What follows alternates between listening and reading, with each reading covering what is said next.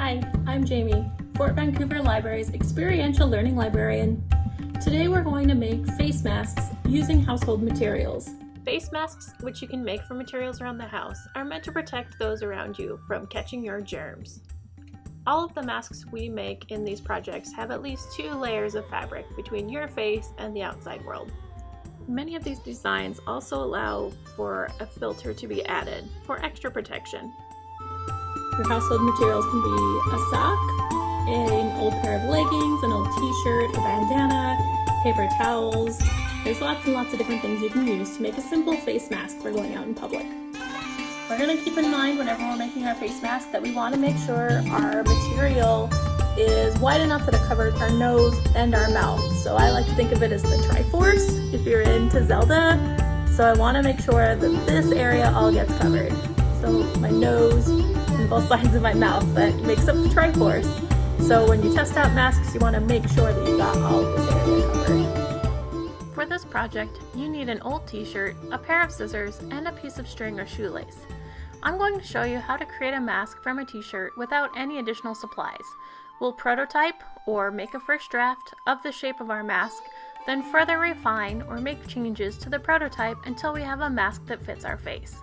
If you want detailed instructions on how to use a ruler to measure, create a template, and cut your mask, I have linked a YouTube tutorial that will show you another way to make this mask with more precise measurements. I'm repurposing this old shirt. I want to save the graphic for another mask, so I'm going to work with the blank white fabric below the image. For this mask, we need 2 measurements, the width and the length. I'm going to show you a way to get these measurements without using a ruler. To measure the width for your mask, think about the Triforce area. Your hand should cover this area nicely. I know that my longest finger to my wrist completely covers the Triforce area, so I'll use my hand on my fabric to measure the width for my mask. Let's cut the fabric's width for our mask. I'm using my hand to measure how far I need to cut up to have a piece of fabric wide enough to cover the Triforce area. I put the base of my wrist at the bottom seam of my t-shirt and lay my hand on the fabric. My longest finger comes up to just below the graphic on my shirt. This is where I'm going to cut my shirt. I'm cutting through both layers of fabric. I'm not very good at cutting fabric, but that's okay. To get the length for my mask, I'm going to use the shoelace. I'm going to hold one end at my ear, stretch the string across my face, making sure to go over the highest part of my nose, and holding the other end of the string where it meets my ear. This is my measurement. You can cut your string to the correct size, or you can hold it onto the shirt like I'm doing. I know this is my prototype or first try at making this mask, and I'm going to have to make some adjustments once the basic mask shape is cut, so I'm not too worried about it. The next step is to cut 2 holes for your ears. I'm going to measure with 2 fingers, or about 1 inch in from the edge of my mask shape. I'm going to cut a slit 1 inch in and make a small hole. If you pinch the fabric, it makes it easier to start your cut. Cut a rough oval into the fabric, keeping the top and bottom of the oval about 1 inch from the top and bottom edge of the mask.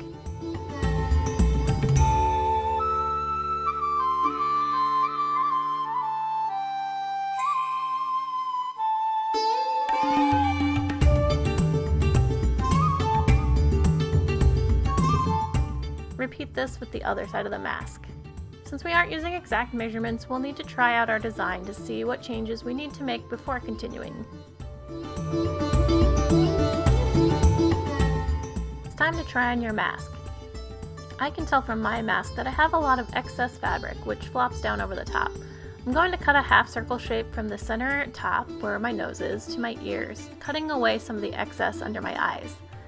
The mask is also a little too long under my chin and behind my ears. I'm going to find the center of my mask, which is the part that sits over my nose. I know from trying on my mask that I need to cut away the fabric from the center out to the ear loops. I'm going to cut a curved shape.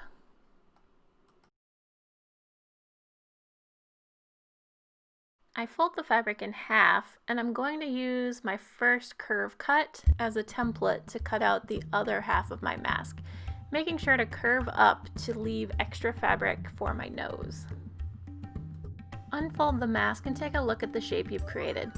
I'm going to cut away some extra fabric over the ear loop. In the prototyping process, it's important to make small changes and test often. Now that I've cut away part of my mask, I'm going to try it on again to see how the shape is coming along before I make more cuts. It's time to try on our mask again. I like the shape around my nose if I tuck in the top edge, so I think I'm going to work with that. But I think I'm going to focus on cutting away the fabric behind my ears. The coverage around the Triforce area is really good, so I don't want to cut much more from the width of my mask. Now that I've tried my mask again, I feel pretty comfortable with cutting some more fabric off. I'm going to tuck in the fabric along the top edge of my mask to make a nice straight line.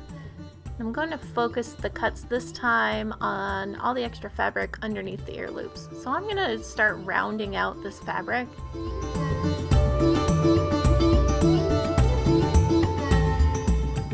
I am being careful not to cut off the seam on the left-hand side of my mask so that the two layers stay together.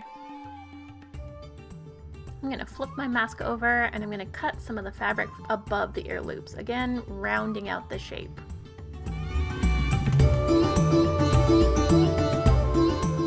Now that I've shaped behind the ears, it's time to test out the fit again.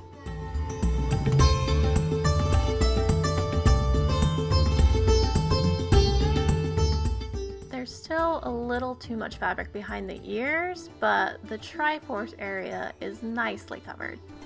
I've decided I'm happy with the overall shape, so I'm going to customize the outside of my mask with some markers, so I can keep straight which side goes against my face and which side faces the outside world.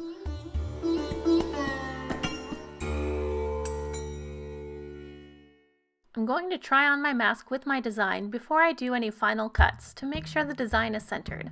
I'll make some final adjustments. If you have sewing pins or safety pins, you may want to pin the fabric where you plan to cut away the final pieces. Be careful not to cut away too much of your fabric. I've tried on my mask with my design and now I'm going to cut off excess fabric around the nose and the ear loops. Once I've made the big cuts, I'm going to fold my mask in half to do my final cuts. I'm trying my best to get both sides cut so they're almost the same shape.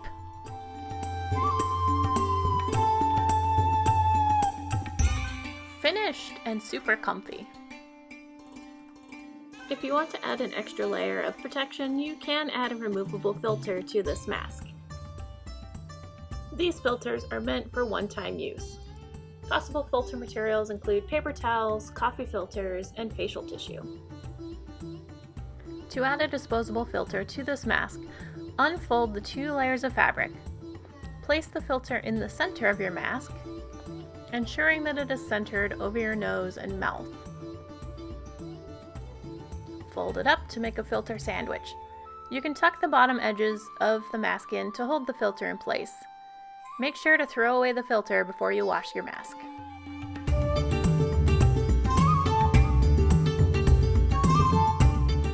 You can customize the fit of your mask by adding an adjustable nose wire. There's lots of materials you can use to make a nose wire. Pipe cleaners are pretty good. I've used a lot of paper clips because they're really easy to find and the metal end bends and they're really great to shape around the nose. But I find that these plastic flexible tabs from bags, like these coffee bags, make the best nose guard. They're comfortable and flat and they're easy to shape, so it makes it really easy to use these. These are definitely my favorite. To add a nose wire to this mask, unfold the fabric, place the nose wire along the top edge of the mask. Hold the wire in place while you put your mask on and press the wire to the shape of your nose.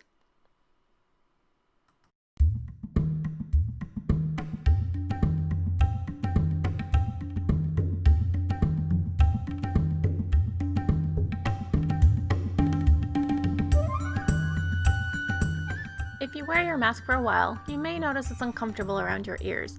You can make a custom ear saver from cardboard to pull the ear loops away from your ears. Look for that video on YouTube. Have fun and keep making. We hope to see you at the library soon. Bye!